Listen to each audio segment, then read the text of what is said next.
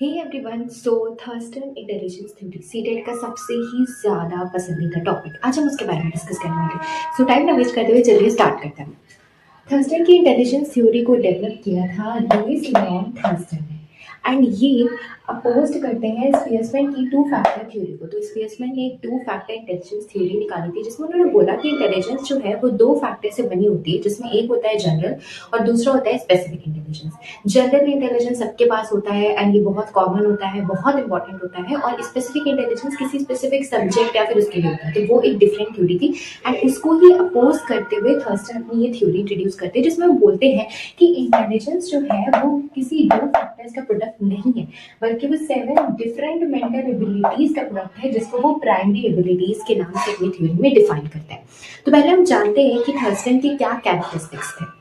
सबसे पहला कैरेक्टरिस्टिक ये था कि इंटेलिजेंस एक मल्टी डायमेंशनल फिनोमेनन होता है। मतलब इंटेलिजेंस मल्टी डायमेंशनल है, यानी कि इसमें सारे एस्पेक्ट आ जाएंगे। ठीक है, सोशल, इमोशनल, फिजिकल और कॉग्निटिव, जितने भी हमारे एस्पेक्ट होते हैं पीसीएसई, यानी कि फिजिकल, कॉग्निटिव, सोशल, इमोशनल, वो सारे एस्पेक्ट इंटेलिजेंस में आ जाएंगे। इसलिए इंटेलिजेंस एक मल्टी डायमेंशनल कॉन्सेप्ट है। दूसरी चीजें बोलते हैं कि डिफरेंट पर्सनैलिटीज में डिफरेंट होती है। तो ये इस चीज को मानते हैं कि इंटेलिजेंस जो है वो अलग अलग पर्सनैलिटीज में अलग अलग होती है। जहाँ पे स्पेसमैन बोलते हैं कि इंटेलिजेंस में जनरल इंटेलिजेंस सब में कॉमन होती है, सिर्फ स्पेसिफिक इंटेलिजेंस अलग होती है। वहाँ पे ये बोलते हैं कि नहीं, इंटेलिजेंस जो है वो अलग अलग पर्सनैलिटीज में अलग अलग होती है।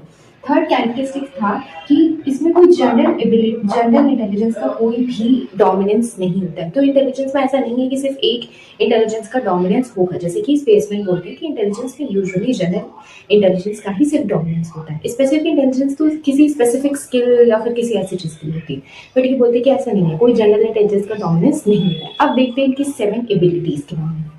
पहली ability, verbal comprehension. Verbal comprehension यानी कि जब हम चीज़ों को कॉम्प्रिहेंड करते हैं, समझने की कोशिश करते हैं, तो उसको हम वर्बल कॉम्प्रिहेंशन बोलते हैं, और ये इनकी पहली एबिलिटी थी।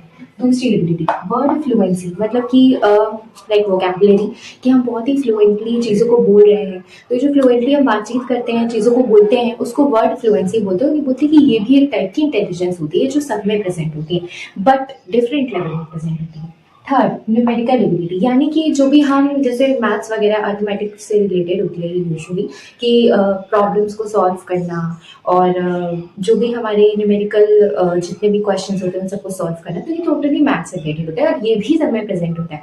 क्योंकि ऑफकोर्स हम सब अपनी डेली लाइफ में ऐसे सामान खरीदने जाते हैं, ऐसे बहुत सारी चीज़ें करते हैं जिसमें हमें कहीं ना कहीं मैथ्स की जरूरत पड़ती है, तो ये भी सब में प्रेजेंट होता है। Fourth is special ability. Special ability का मतलब होता है विजुअल एबिलिटी, कि आप चीज़ों को देखते हो अच्छे से, तो ये भी एक इंटेलिजेंस की एबिलिटी ही है इनके अकॉर्डिंग। नेक्स्ट इज मेमोरी, कि जो हम चीज़ों को रिकॉल करते हैं, रिस्टोर करते हैं, जहाँ पे हम चीज़ों को रिकॉल कर रहे हैं, मतलब हम किसी चीज़ के बारे में सोच रहे हैं, फिर उसको हम रिकॉल करके याद करना, ये सारी चीज़ें, या फिर हमने कोई चीज़ देखी, हमने उसको अपने दिमाग में स्टोर कर लिया, तो उसको मेमोरी बोलते हैं, और वो थर्स्टन के अकॉर्डिंग एक इंटेलिजेंस है।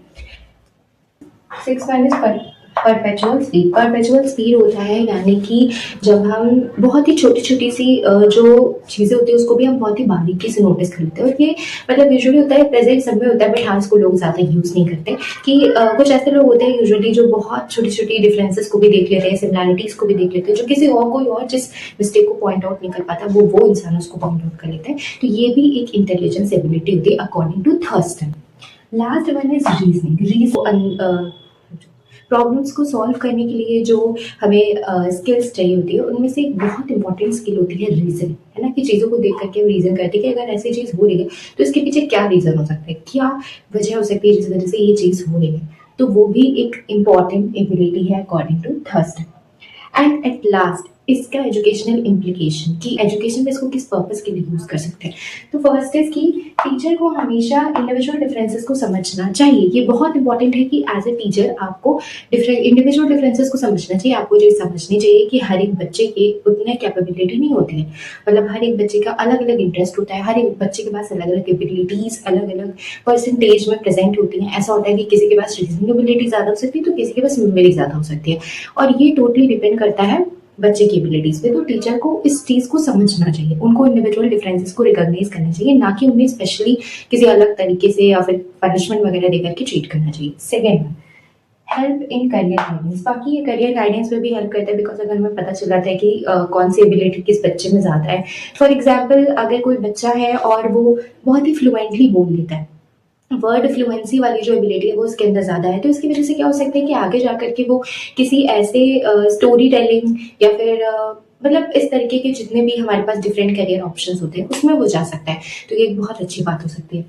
Third is curriculum designation. Curriculum designation के लिए भी बहुत अच्छा होता है, बिकॉज इससे हम जो है सारी एबिलिटीज़ को इक्वल इंपॉर्टेंस देते हैं एंड उसके अकॉर्डिंगली हम करिकुलम को डिज़ाइन करते हैं। Fourth one is promote inclusive education. या तो हम मतलब जब हम डिफरेंसेस को रिकॉग्नाइज करेंगे हमें पता चलेगा हाँ ये बच्चे में ये कमी है, इस बच्चे में वो कमी है, तो इससे क्या होगा कि हम करिकुलम को उस हिसाब से डिज़ाइन करेंगे, और जब करिकुलम उस हिसाब से डिज़ाइन होगा हम सबको इक्वली ट्रीट करेंगे और सबको सबकी एबिलिटीज़ के अकॉर्डिंग वो करेंगे, तो इससे इंक्लूसिव एजुकेशन का भी प्रमोशन होगा। तो बस यही थी थर्स्टन की थ्योरी। आई जस्ट होप कि आप लोगों को समझ आ गई। सो अगर समझ आई हो तो don't forget to like, share and comment on this video, and या इस चैनल को सब्सक्राइब भी कर लीजिए। नेक्स्ट वीडियो आएगा हार्वर्ड की मल्टीपल इंटेलिजेंस थ्योरी पे, so stay tuned with me.